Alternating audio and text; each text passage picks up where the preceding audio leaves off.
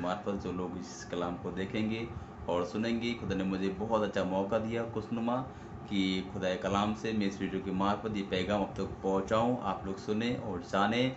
और मैं बात करने वाला हूँ ये हुक्म के बारे में। वो हुक्म ये है कि जब ईसा अलैहिस्सलाम इस दुनिया में आए थे, उनके द्वारा इस पैगाम आया था, यानी कि पैगाम ही कलाम था और कलाम ही खुदा था। तो उनके द्वारा इस दुनिया में पैगाम आया और वो ये पैगाम है कि इंजील शरीफ के मार्फत उनका एक पैगाम इस दुनिया के अंदर आया। ये लूका की इंजील है 19 बाब का 1 आयत से 10 आयत तक। और मैं बात करने वाला ये हुक्म के बारे में कि हुक्म ये है कि हमें तौबा करना है और ईमान लाना है। तो जब हम अमल करेंगे, हम इस किताब को मानेंगे, तो हम अपने तमाम गुनाहों से तौबा कर सकते हैं और ईमान ला सकते हैं।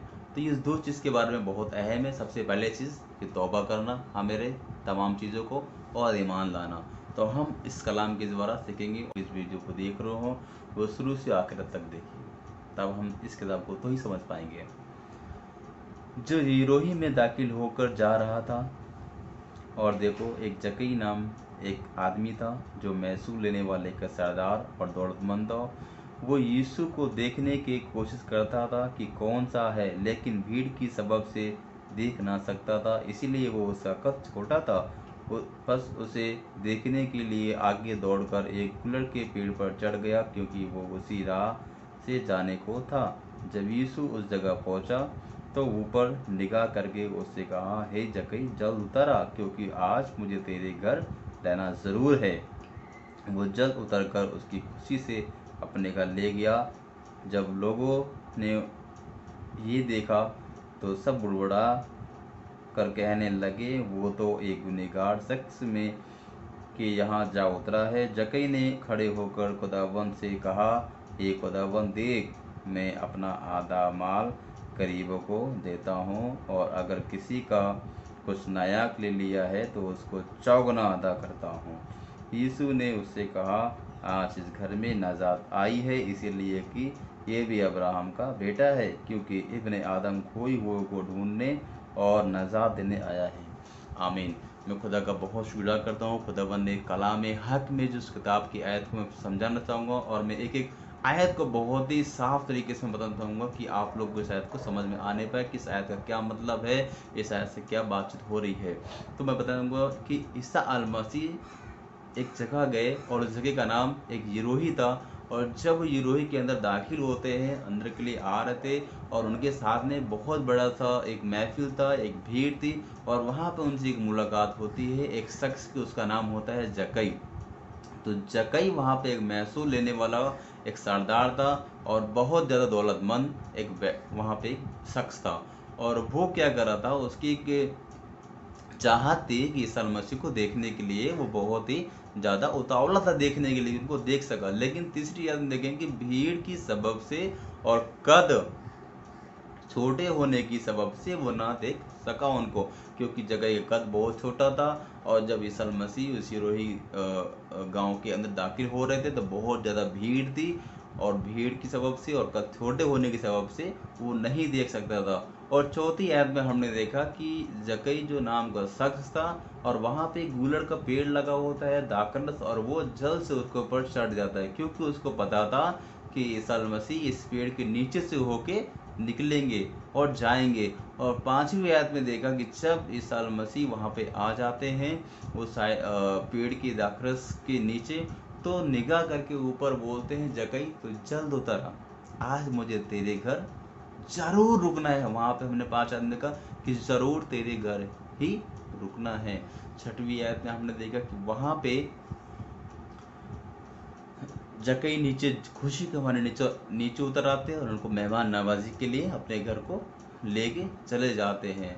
लेकिन 7वीं आयत में वहाँ पे बहुत बड़ा हम सब के लिए कुछ एक सीखने के लिए है। हमने देखा कि कुछ लोग वहाँ पे बुड़बुड़ा रहे थे कि वो तो एक गुनहगार शख्स यहाँ जा ठहरा है।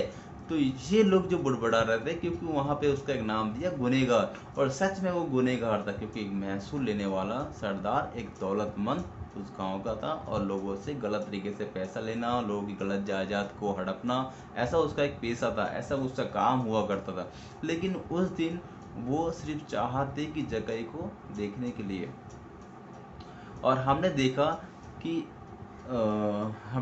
5वीं आयत में वहाँ पे हम क्या देखते हैं कि ईसा मसीह सच में जिस पेड़ के ऊपर वो चढ़ते हैं जकई, उसी पेड़ के नीचे ईसा मसीह नीचे आकर रुकते हैं और जब निगाह करते हैं कि जकई तू नीचे उतर आ, आज मैं तेरे घर जरूर रुकना है। क्योंकि ईसा मसीह जानते थे कि ये शख्स एक गुनहगार है, ये शख्स एक दौलतमंद है और ये शख्स इस गांव का गलत तरीके से लोगों का जायदाद को हड़पता था, लोगों से गलत तरीके से महसूल लेता था, कि वो महसूल लेने वाला एक यानी कि टैक्स कलेक्टर था वो वहाँ पे, और एक अच्छा इंसान वो वहाँ पे नहीं था।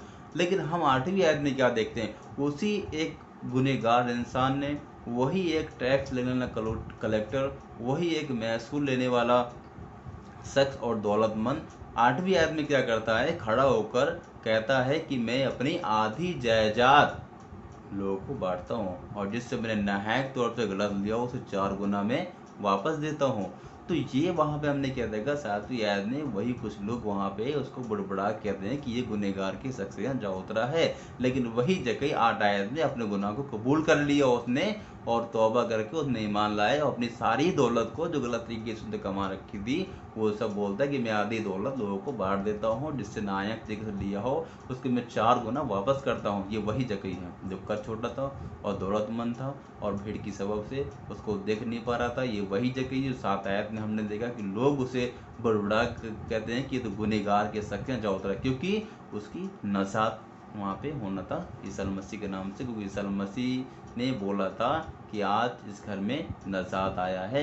हम देखेंगे 9 और 10 आयत में, इस आयत में इसने उससे कहा आज इस घर में नजात आई है, इसीलिए कि ये भी अब्राहम का बेटा है। आज हम सब हजरत इब्राहिम सलाम के एक औलाद है, चले यार वो हमारे दादा बाबा हैं।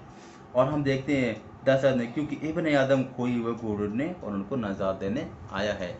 तो हमारे अजीज भाइयों में बताना चाहूँगा, बहुत सारे हमारे ऐसे भाई लोग हैं जो आज भी जिनाखोरी में, गुनाखोरी में, गलत काम में दबे हैं, गलत काम डेली आए दिन करते हैं और पहले से भी हम गुनाह में चले आ रहे हैं और उनके अंदर एक दिमाग में जहन में बस गया है कि हम तो भाई ये गुनहगार हैं और सिर्फ हम दोज़ख जाएंगे, जन्नत जाने के लायक तो हम तो है नहीं है।